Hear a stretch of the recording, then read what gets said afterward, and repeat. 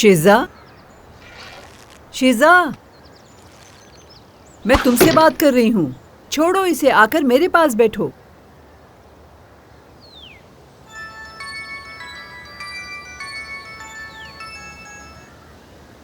Hello.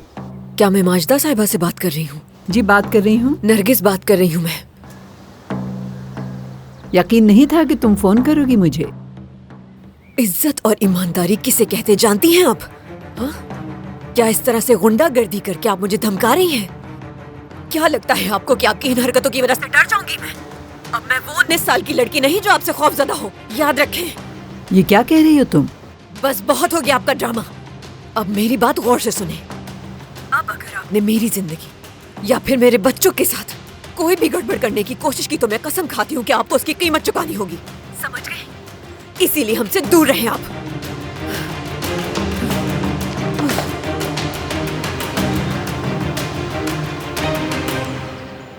ये क्या बात कर रही है?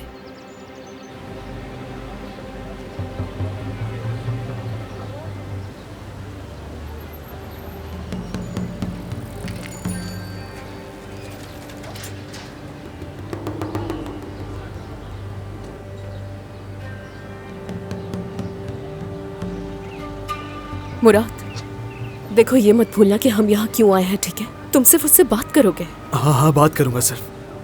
अगर मेरा कोई और इरादा होता तो क्या मैं तुम्हें यहाँ लाता? फिक्र मत करो, कुछ नहीं होगा, डरो मत।